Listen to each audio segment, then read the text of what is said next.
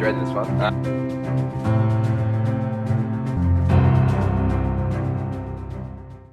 What was the prehab and rehab like between the four of them? Were they similar, different?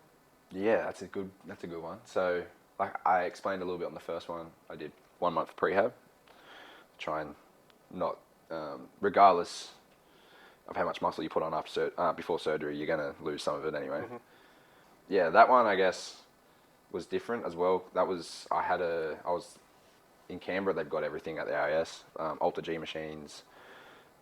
Obviously, we live there, so you got physio on your doorstep, hydrotherapy, like whatever's there, you name it, they've got it. I can tell you what though, running from an Alter G machine to then running onto a regular, if you're like, and I weighed a lot lighter than when I did now. You feel like you're probably running, when you run back on normal surface, probably 2 times your body weight. It's insane. Weights, balance, everything like that actually varied a fair bit, to be honest, between them all. The return to play tests were different from the first to the last 3, I'd say. The first one, I don't know what that machine is called. It looks like a space thing, where they put you in a harness. It looks like you're an astronaut basically, but it's you leg extend and leg curl, and you got to get a certain percentage of the leg curl to your leg extension, which is a bloody hard test to pass. So that's the strength side of things. Then you obviously, in Canberra they do the T agility drill. You got to get it in a certain time, I think, to when you first got there as well. Jumping, you got to be within 90% of each leg, so you can only have 10% fault. Same thing with strength, 10% fault. Then you got your balance, obviously swelling, which you would think swelling by the time you come back wouldn't be involved at all. Whereas I guess the last 3 were kind of similar. That was more, I don't know what they're called, but the handheld tests.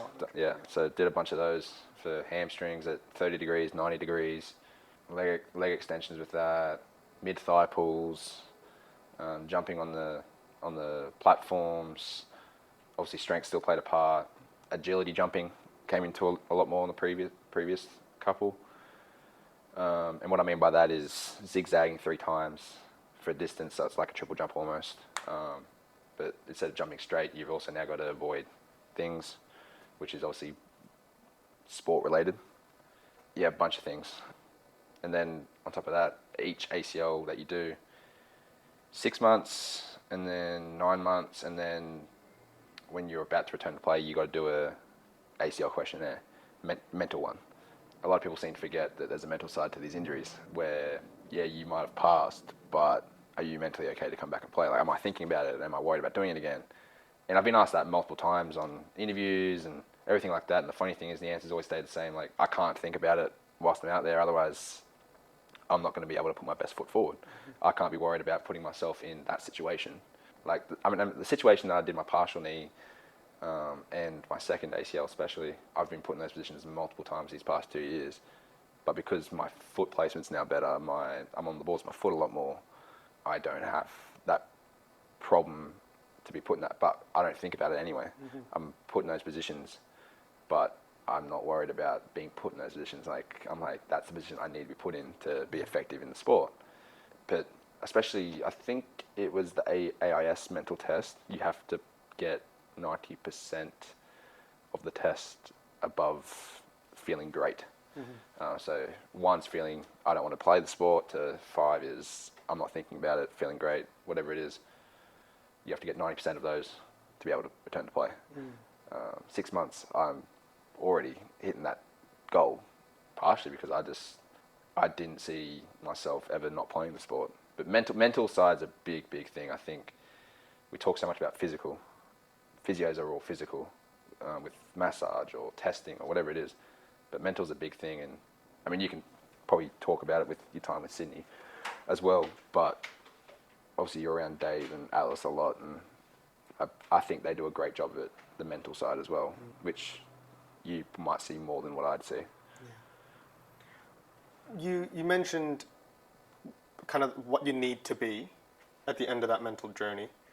Could you walk us through the steps it took to get there? Like, where was your mental at when it first happened? Pre-surgery, post-surgery, that journey. I guess the first one, because I think it helped the fact that I was young. I thought this is going to be a one-off thing. I've never had a serious injury before. I'll be okay. I'll be back in 9, 12 months. Didn't think too much of it.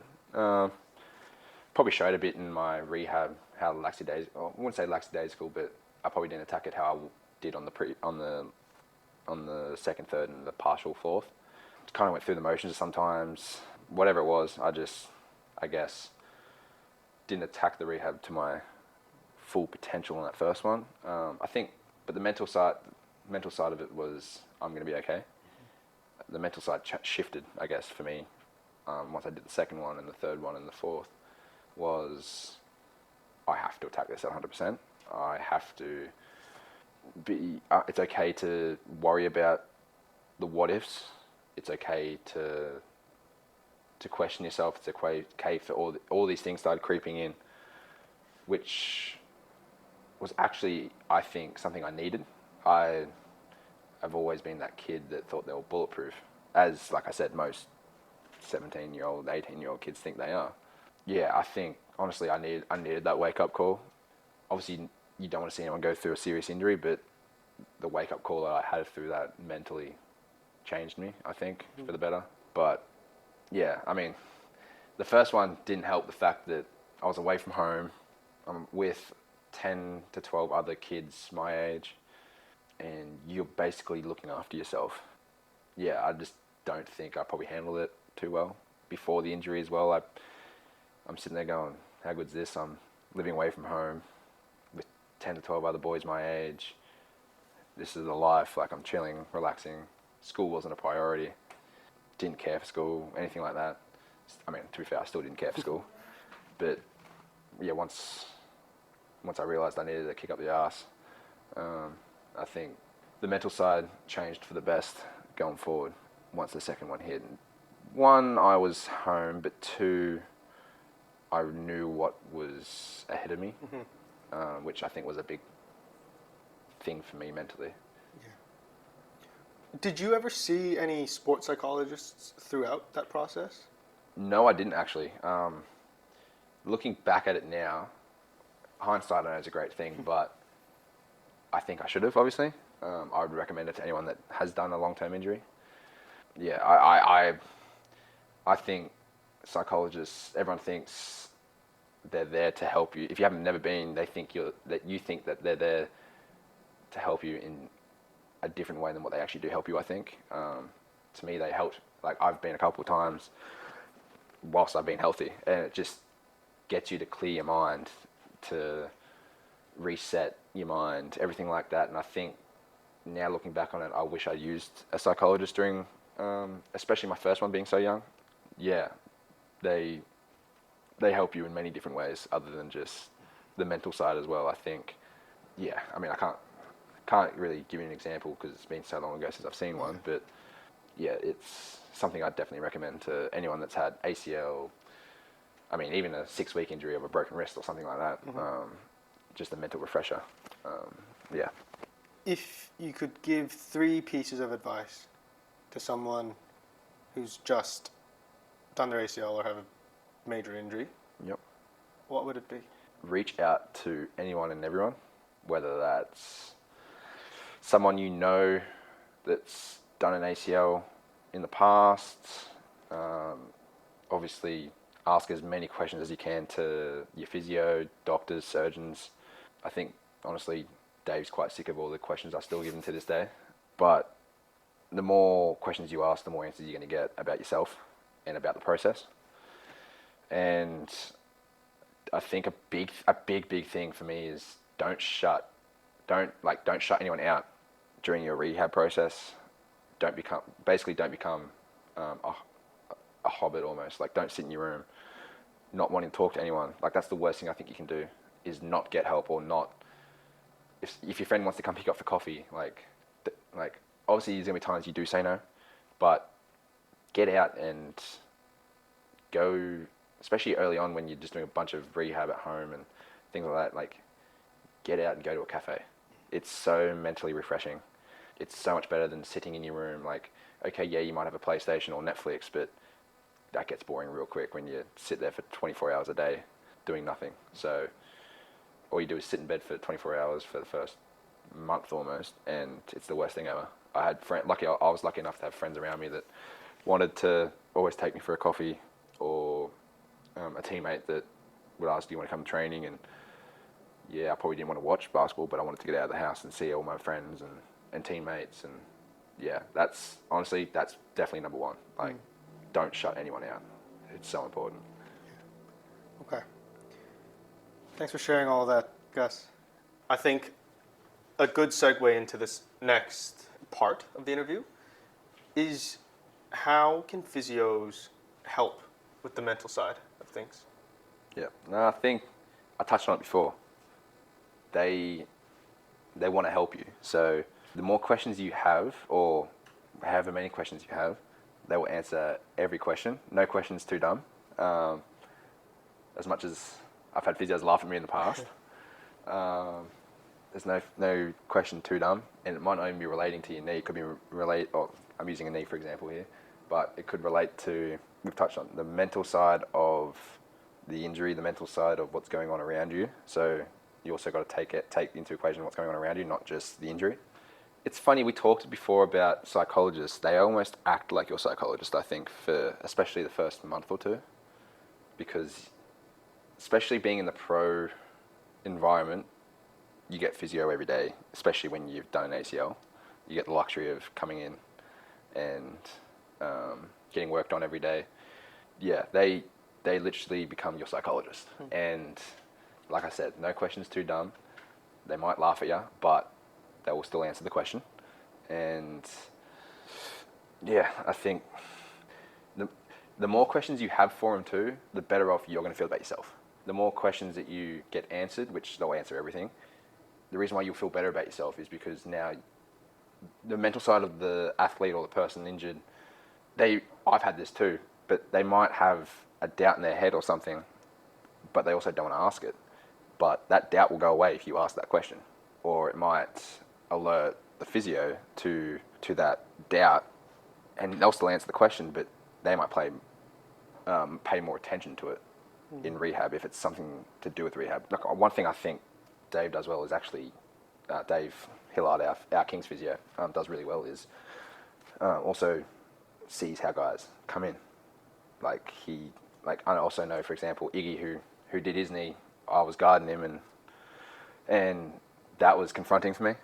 Normally, I'm obviously on Iggy's side, where I'm the one that falls down and hurts their knee. But for me to be on that side of guarding Iggy whilst he's done it, that I wasn't very good, I think, that day. And one thing Dave actually said to me a couple of days later was he spoke to some of the guys to make sure I was doing okay, which he also doesn't have to do, but he did it to help me. And yeah, I wondered why I had 4 or 5 guys message me that night, and now I know why. But yeah, I think, like, obviously I can speak for him, but yeah, the mental side, like I said before, you need to ask as many questions as possible. And like I said, they care for you. They're not just there to collect a paycheck.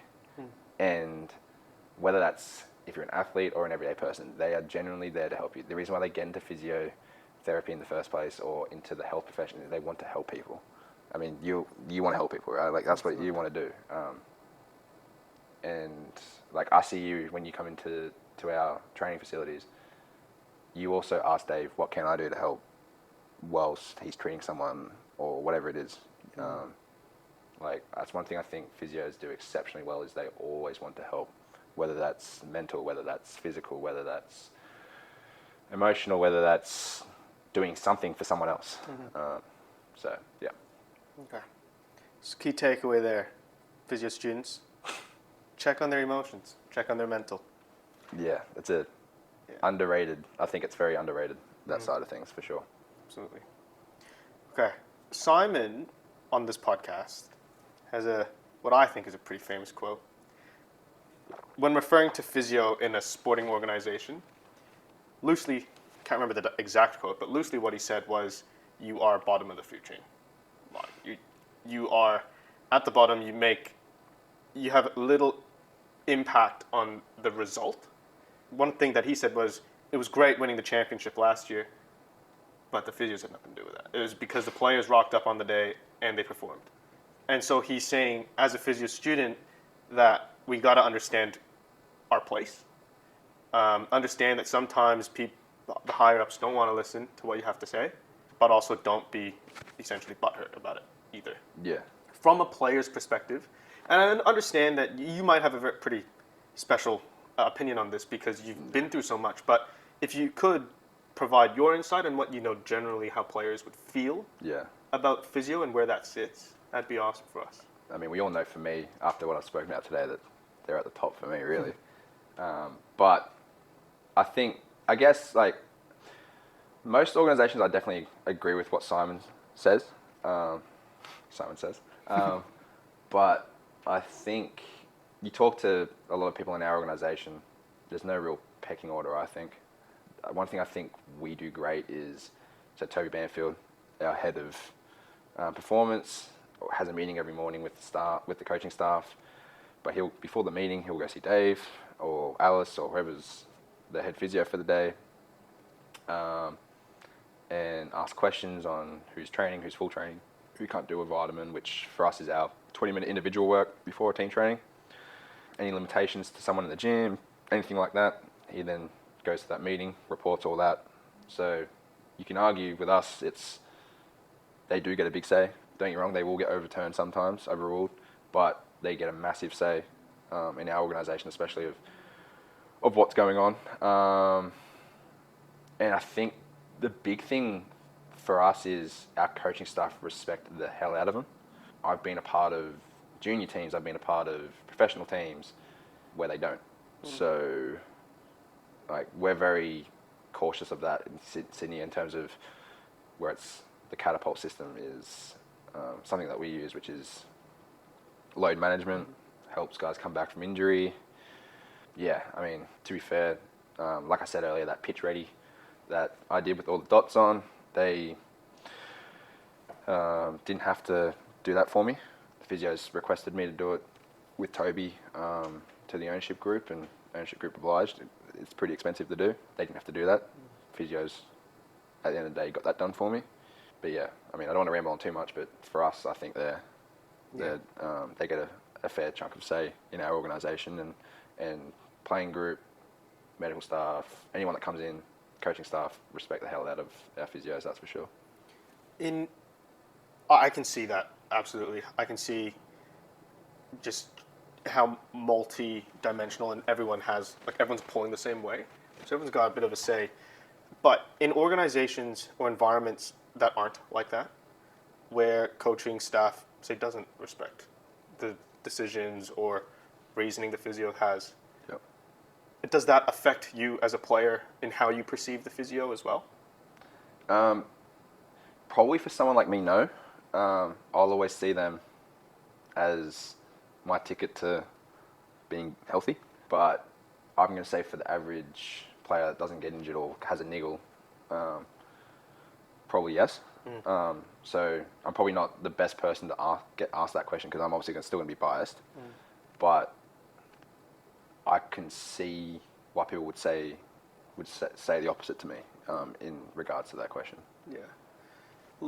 You also talked about load. If Toby or Dave came up to you and was like, hey, load's looking like this, think we should sit you this game or whatever, obviously as a player you want to play, what would your response be?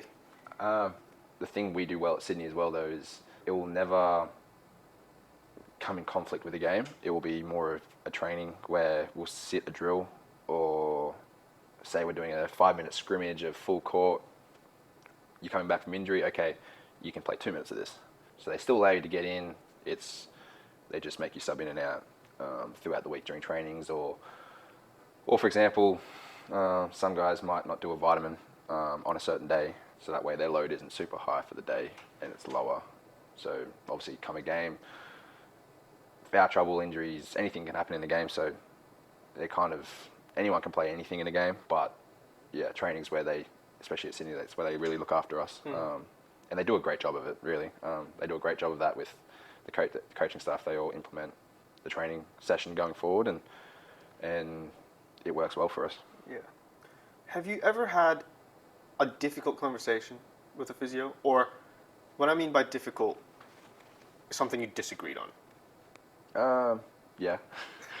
This year, had a small little tweak in my quad, and when I say quad, it was potentially up, like what might have been whatever this muscle is on the side, up the top, hip flex, yeah, and felt good the next day, but yeah,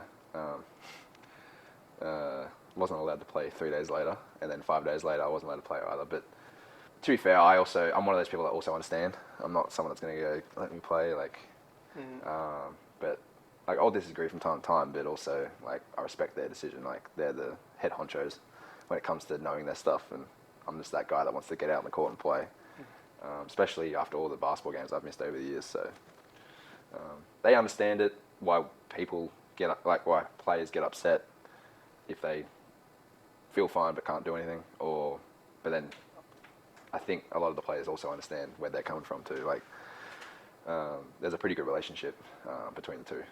What I have a like idea of what the physio you're talking about did, but from a player's perspective, what's the best way that a physio can bring that up to you?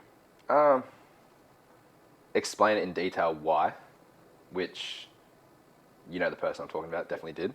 I remember sitting on the physio table, checked me out, explained it in detail, this, and this, explained the risks, explained why we're not going to do it, everything like that. And at the end of it, I was like, yeah, okay, all good. So I fully understand where they come from, and they understand where us as players come from. At the end of the day, we're players, we want to play. So yeah, they're just looking after us the best they can. Yeah. As a physio intern, when we come in, I guess one of the biggest things in the forefront of our minds is we want to, I guess, earn a trust that the players can have in us. That we're not the Daves, we're not the Alices, but we're there to help and stuff. Keeping that in mind, if a new physio was integrated into the team, what are some ways that you found has worked when physios try to earn kind of trust and buy-in? I think honestly, like communication is a big thing too. But 9 times out of 10, when a new physio comes in, you're still going to have some form of old physio still there. To me, if they trust them, I trust them. That's me personally. But yeah, I mean, you've been around now for 2 years. Everyone trusts you to help them. I feel like you ask a lot of questions. I remember the Zave the other day just said, just make sure you do it tight as hell, because obviously he's got bad ankles, but you know what I mean? Like guys are open to giving these people opportunities. It's not we're shutting you out completely or anything like that. Like that's one thing I think, especially you have done really well, is you ask questions to Dave, then you ask questions to us as players. And then me and you've got a neat little routine that we go through. Yeah. Whether it's patellofemoral or my back or, yeah. At the end of the day, I think, me personally, but I think a lot of athletes don't like change. So with physios, like I said, if there's an old physio there with a new physio or an intern and they trust them, then like Dave's not going to throw an intern, for example, into the wilderness and not talk to them and be like, just go tape people, but not giving them any context to the background. Dave gives context of what each player needs and wants. And then I feel like too, each player also then communicates with them as well. So yeah, I mean, like I said, I trust anyone that comes in because I trust Dave and Alice immensely. So if those guys can trust them, I can trust them. In your eyes, the good physios, there's good physios, but then there's like the really good, the excellent physios. What's that difference? What bumps them over the edge? I've touched on it before, communication. I think as well, good and really good, right, there's not much difference. There's not much really. But I guess when you get to good and really good, it's probably, I guess, experience as well. Okay. And what I mean by experience isn't 20 years in the profession. What I mean is, like, for example, you've had 2 years with us. that's and Lauren McCaffrey as well, who just finished her uni. Congrats, Loz.